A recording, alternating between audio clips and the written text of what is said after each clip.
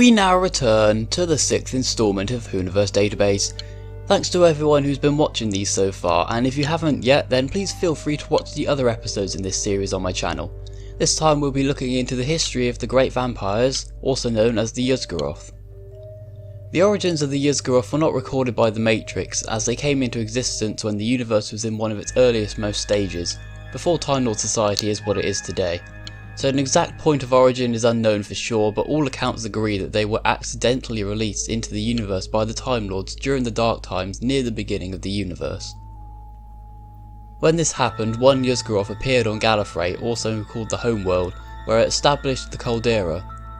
The vampire race comprised of great or king vampires, which were huge bat-like creatures who could turn other lesser beings into vampires, including humanoids like the officers of the Hydrax and the aquatic Saturnians.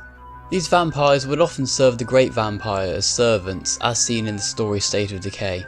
The vampires and Great Vampires required blood as sustenance, much like vampires of Earth legends, of which the Yuzgoroth were probably the inspiration for. Throughout the Dark Times, the Great Vampires supposedly caused chaos and destruction in the cosmos.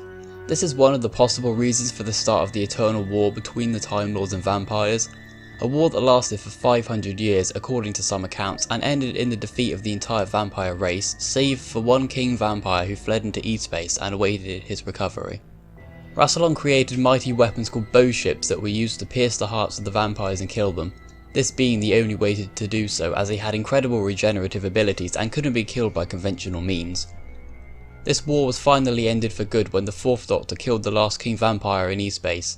It is also thought that this war is what sickened the Time Lords of violence forever. Not much more is known about the history of the Yuzgoroth due to most of it occurring in the early parts of recorded time and even before recorded time. However, one very interesting thing to consider is an event shown to Charlie Pollard by the TARDIS in a projection in the Big Finish Audio Zagreus. There it's shown that Great Vampires were against Rassilon as he worked in his foundry back when Gallifrey and the universe was still in its infancy. A disguised vampire called Tepesh gained entry to Rassilon's foundry and uncovered many of his works and creations, even witnessing the divergence trapped within the facility.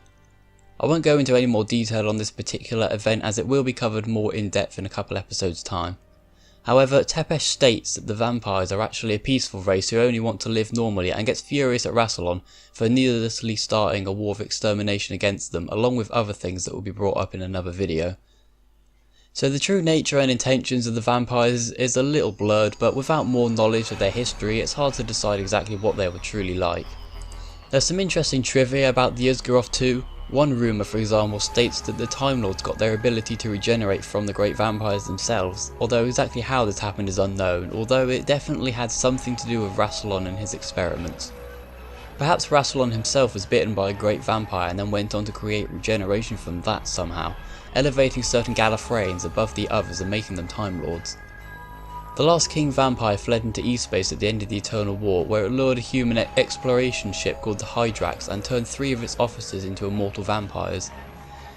They went on to rule over a peasant population on the planet for over 1,000 years, where they would feed the Great Vampire with the blood of the villagers. The remains of the Hydrax became the tower of the 3 who rule, with the King Vampire resting underground beneath the tower. These vampires, including the king, were all killed when the Doctor intervened at the time of arising, before the king could awaken fully. The Saturnians, seen in the 11th Doctor episode The Vampires of Venice, were also connected to the Yuzgoroth. Once a normal aquatic species, the Saturnine were caught in a crossfire between the Yuzgoroth and the Time Lords, where the entire race was turned into vampires by the Yuzgoroth, thus making them what they are in their first on-screen appearance. And that about covers it for the Great Vampires and what's known of their history. Some things that were touched on in this video will be explored further in a future video not too far from now, so if you like this video then please click the thumbs up and subscribe for more of these. I love doing these Doctor Who related videos, so I like to know the people that watch and enjoy them as well. Until the next video, goodbye my viewers.